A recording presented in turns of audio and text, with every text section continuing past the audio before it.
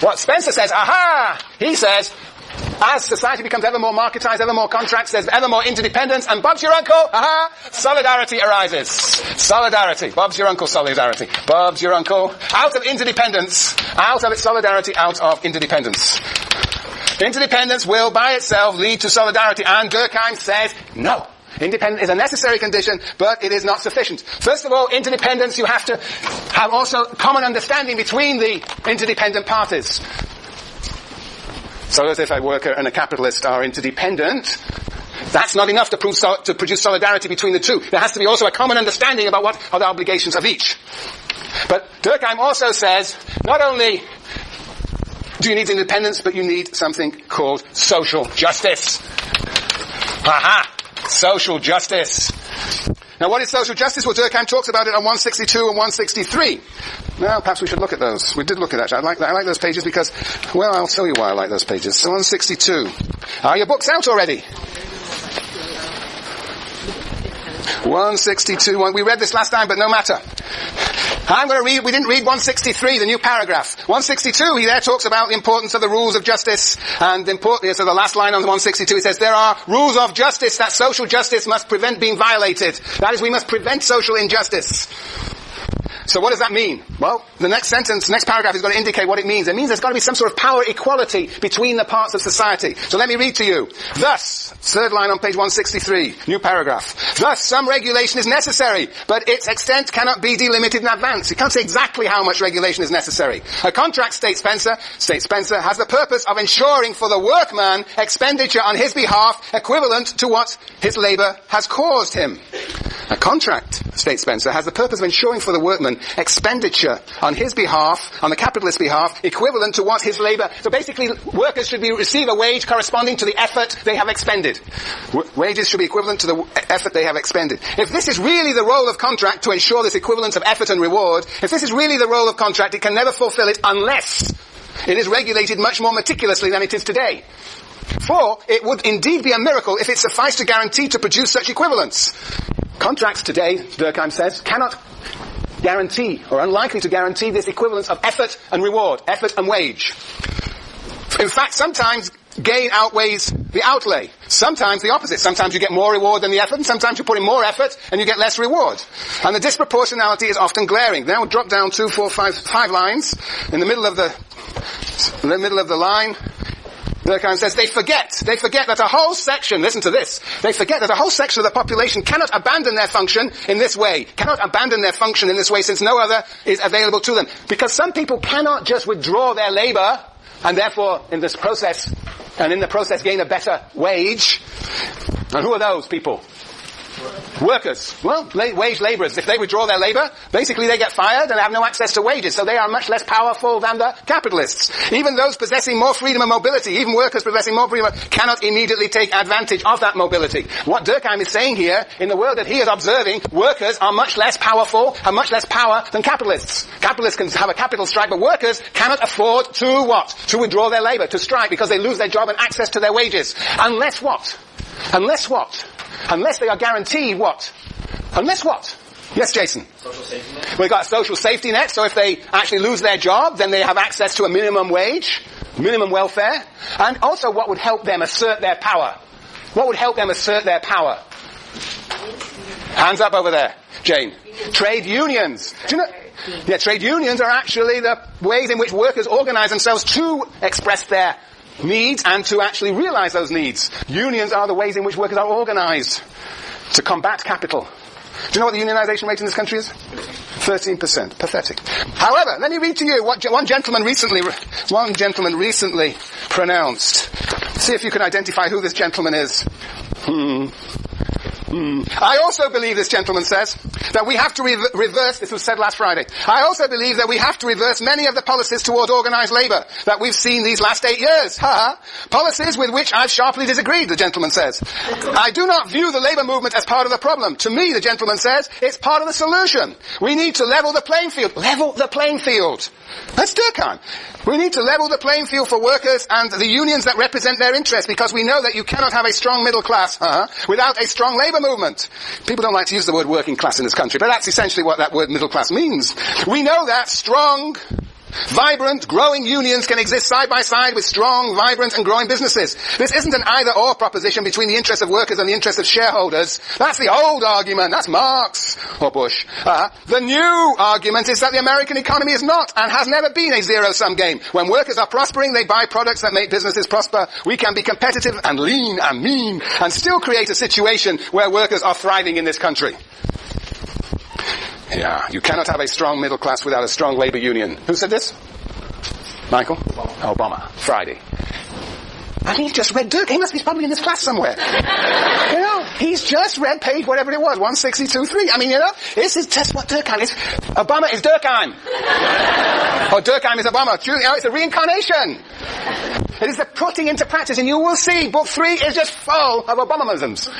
But they're all truly Durkheimianisms. Yes. Anyway, there's a very clear understanding that you will not build solidarity. Well, that's of course Durkheim's concern. You will not build unless you have this equality, unless you have trade unions, unless you have some sort of welfare state that gives some guarantees to the working class. That is what he means by social justice, as we will see. Some equality of power between the parts. Yes. And so finally,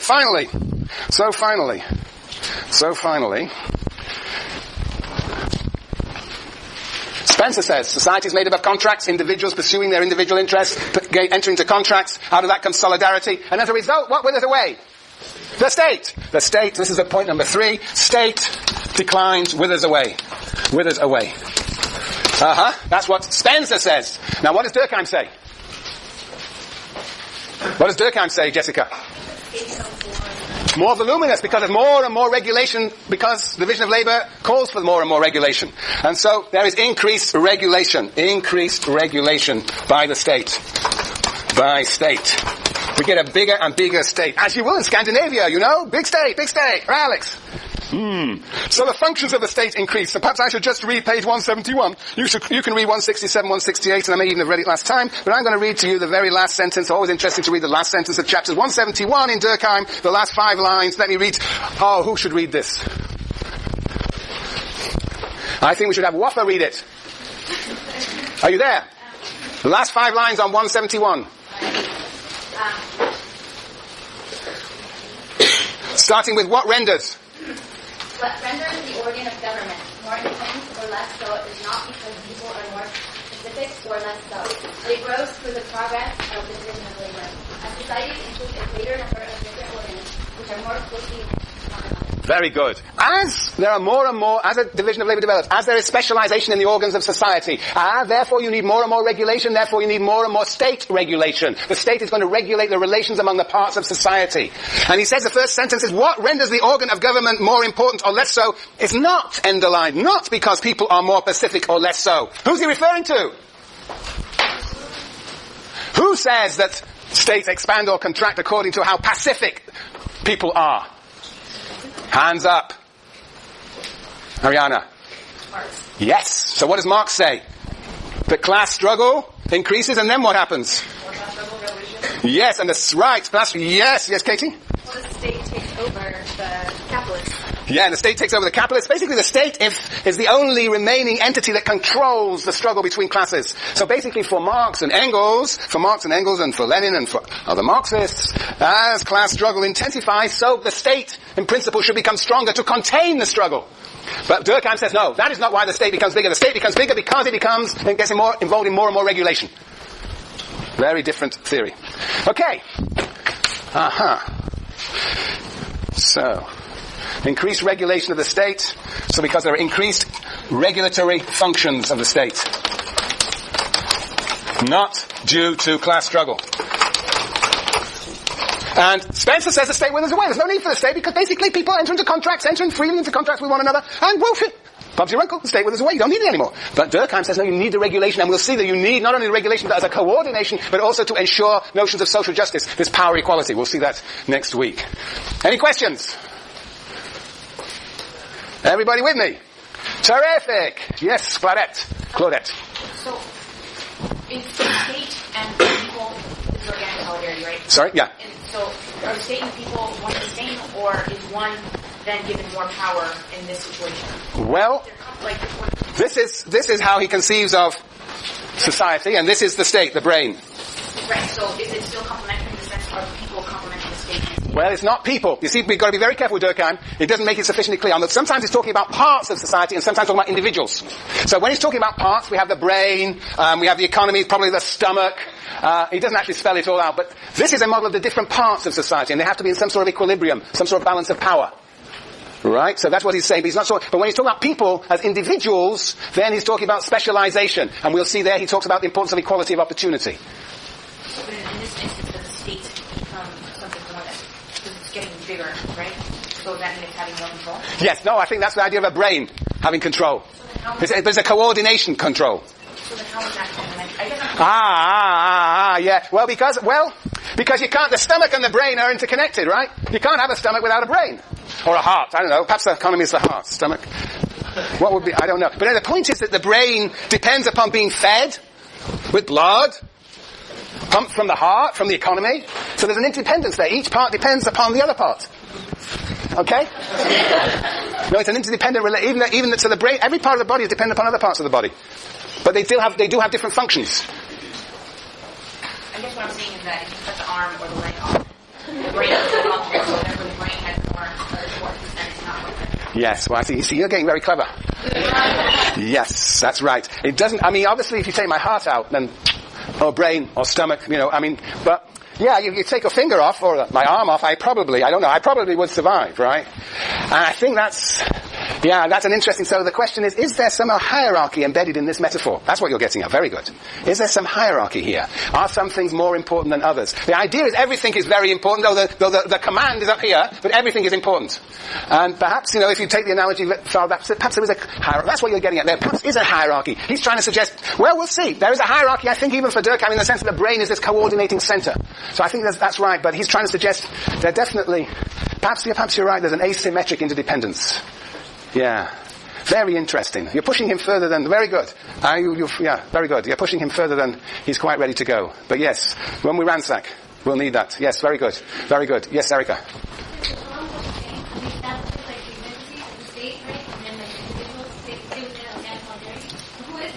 Who is the state? Yeah. See, I think you're right, but we'll see when you read, probably in book 3 in this chapter 2. But what we have to distinguish between parts of society, these are analytic and individuals. Okay? Parts will look like this. Right? These are the parts. Now, who is the state? Well, the state is a set of institutions, but obviously carried by individuals.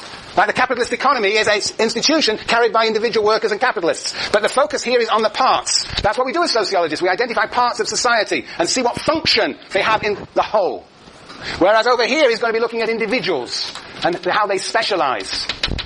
But that specialization will of course be linked to what place, where they find themselves in the various parts of society. No? No?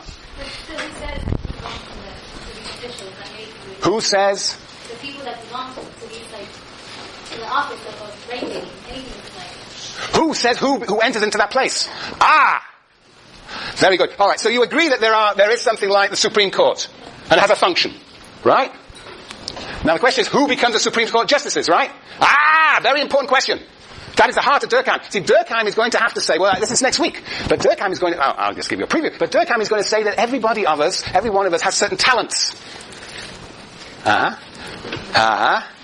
Certain talents, and the idea is that we should enter into positions that correspond to our talents. So some people are talented to be Supreme Court justices. Or have the necessary talents to do so, and the whole problem is for society to find those people and place them in the Supreme Court. That is called equality of opportunity. It's called a meritocracy. Absolutely. So we start with the positions, and then the question is, how do we get the people into the positions? Tricky. We're going to see there's lots of problems there, which I think you are suspecting. Yes, very good, Jane. I don't see a big difference between Marx and Durkheim's theory of the state, because I know for Marx, with greater division of labor, you have greater class struggle, and then you more need for the state. And then Durkheim says with greater division of labor, you will need greater regulation by the state. And what does Marx say happens to the state as a result of the class struggle? Well, it will wither away. Wither away? No, before it withers away, what does Lenin say? Oh, that the state will give concessions. Yeah, but ultimately, as class struggle intensifies, what happens? Last. There'll be a revolution, right? So the working class seizes state power, smashes the state, introduces a new state. That is not in Durkheim. See, if you say